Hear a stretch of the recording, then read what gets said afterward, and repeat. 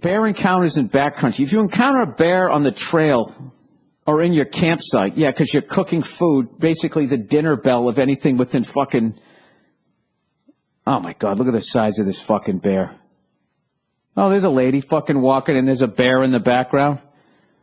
Guess what color she is? All right, be safe in bear habitat. Oh, God, this is the first sentence. The level, I mean, as dumb as I am, the level of dopes that have to be coming to this website. Listen, this is the first sentence. It's normal to, I said normal. It's normal to be frightened when you encounter a bear. That's how this is the jump off point. The reality is that most encounters with bears rarely lead to aggressive behavior, and attacks are even rarer. Here they go, sucking you into the forest. Hey, you know, I mean, it happens, but generally... Here's a great lie. They're actually more afraid of you than you are of them. Yeah, and what do they do when they're afraid? They either take off running, or they fucking maul you to death and go, hey, you know, here's a bonus. The threat is gone, and now I have a midday snack. Remember, most bears prefer to avoid contact with humans. That's hilarious. They're like the champion that doesn't want to fight, you know, just trying to hold onto the belt, backpedaling the entire time until you corner the fucking thing. And any bear you do see is probably just as frightened as you are. There it is. Every fucking... You know what it is? The bears don't have access to a mirror. They're living in their heads, you know. They're out there by themselves, you know, talking to themselves like, oh, man, you know, I'd love to find a cave or some shit, man, right? And all of a sudden, they finally find it. Nobody else is in here. Can fucking chill out, put an L-shaped couch over here, get a flat screen, and all of a sudden this fucking guy comes walking in his goddamn shorts. You know what he's thinking. He's thinking To Catch a Predator. He's probably seen that show, too. Here comes this fucking pedophile. The bear thinks he's going to get fucked in the ass. And next thing you know, he's on top of this guy, right? And the fucking dude starts yanking his shirt over his head. And then the bear's like, what the fuck? This guy's a bottom, you know?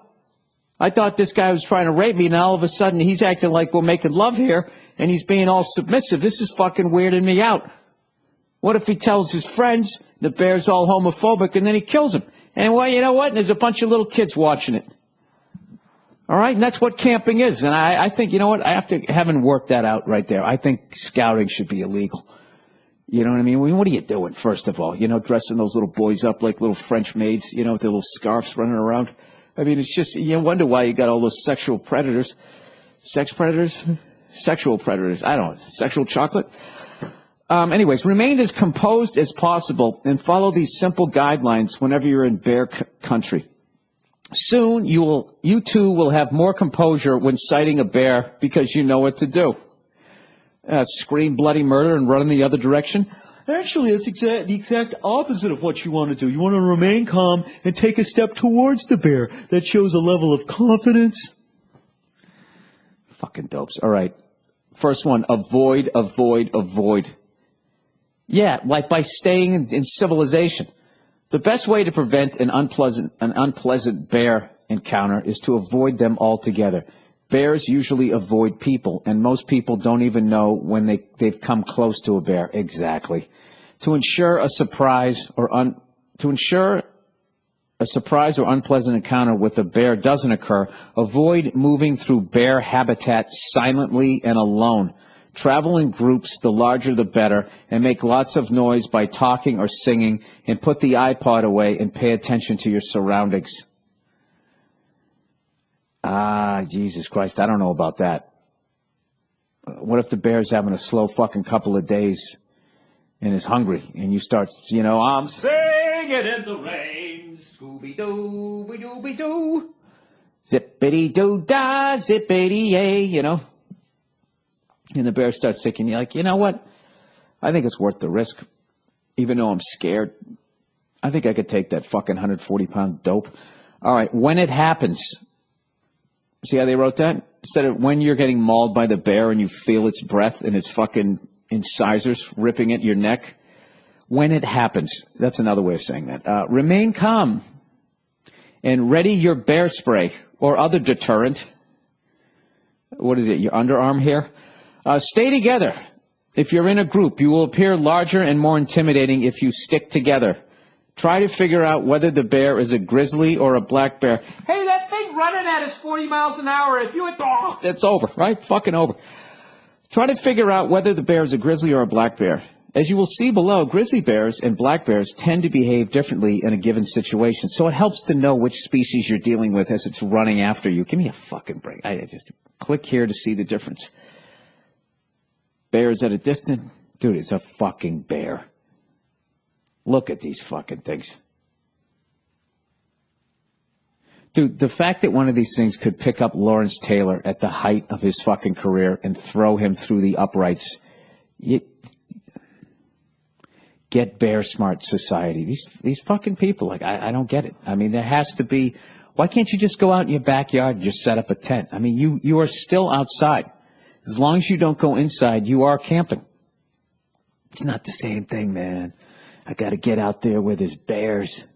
I know what to do, right? If it's a black bear, they usually lead with the left. You know what I mean? They're traditional, but a grizzly's a southpaw, so it's going to be a little bit weird. They definitely have a reach advantage, considering when they stand up, they're about 8 feet tall. So what you want to do is you want to stay outside his wheelhouse, okay? And you want to circle away from his power punch. You want to circle to your left, staying away. The Grizzlies want to load up that left. They go for the big shot. They try to steal around. I'm sorry. Am I beating this to death here? There's no fucking reason. There's no reason to get killed by a tiger in the United States of America. They don't live here. They're only one place. They're at the fucking zoo. And, they're in cages. So at some point, you went into the fucking thing. I don't know.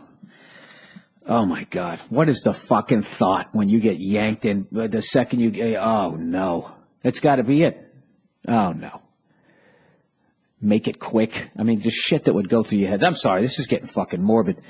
So anyways, my condolences to the friends and families of the lady down there in Florida, and my condolences to the guy with the members-only jacket that he yanked up over his fucking head. Good on you, sir. I hope, I wish you more luck as you bring children into the fucking woods. Fucking idiot. What is it about putting on a fucking uniform that all of a sudden you think you know something? I just don't get it. Oh, I have all my badges on my shirt. I've been trained. Thanks for the memories. For he's a jolly good fella. That's what they should be singing. They should sing that, we're never going to see you again music right before you go into the woods, just to fucking remind you of what you're walking into. Anyways, so, hey. The official, finally. The official, I'm allowed to finally say it. F is for Family has been picked up for a second season.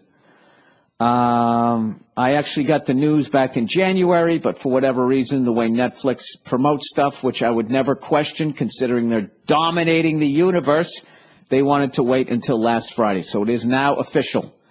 We are working right now. That's the stuff I've been alluding to that I've been working on. And what was I going to say? Actually, this weekend, I was writing an episode, so I missed all the fucking hockey. I saw the series that I'm watching is St. Louis versus the Blackhawks. And when I saw Game 2, I threw in the fucking towel. I was like, that's it. You gave a game to the Blackhawks. You cannot give a game to the Hawks. You had your foot on their fucking neck. You had the goal. The goal was fucking called back or whatever. I can't remember what happened. The goal got called back, right? Oh, Tarasenko's goal got called back. And then it's just like that coach should have gone down the bench. No letdown, no letdown, no letdown. Hey, no letdown, right? What do? They go out there. They're pissed. Tarasenko takes a stupid fucking penalty. The Blackhawks score the goal, and they steal the fucking game. And I was just like, and I was texting my buddy. I was like, that right there is why the Blackhawks win every fucking year and St. Louis loses every fucking year. Whatever the Blackhawks have, that ability to remain calm when they're down, St. Louis, for my whole fucking life, has never had that. Right? And right after I said all of that shit, what are they doing game 3? I didn't see the game. I just looked at the highlights. You know, they fucking took 3 quick penalties in the first period. Chicago scored on the first one. If I was watching that game, I'd be like, here we go. Chicago's going to win like the next 4 out of 5. And they're going to give St. Louis the old right there, Fred. St. Louis came back, tied it up 1-1. Chicago scores a goal in the second period, 2-1.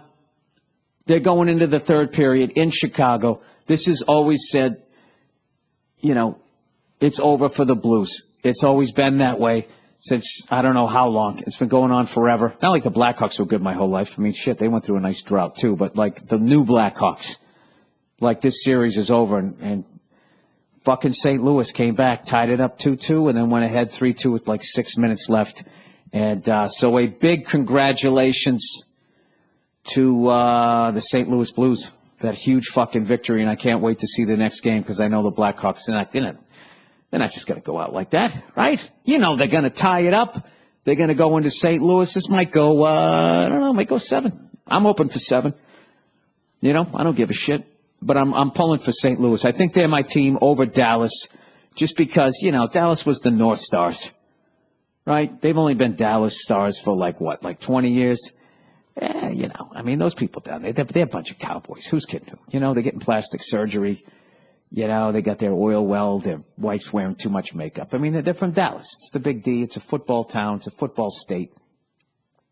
I love the fucking Stars. I love the people on the Stars, but like, I also like their fucking colors. They got Celtic colors. I like that. I still like the Stars, but you know, I think it's time for the Blues. They've been around since '67. They never won shit, so that's the team I'm pulling for. Gee, Bill, how come you're not rooting for the Boston Bruins? Because we didn't make the playoffs.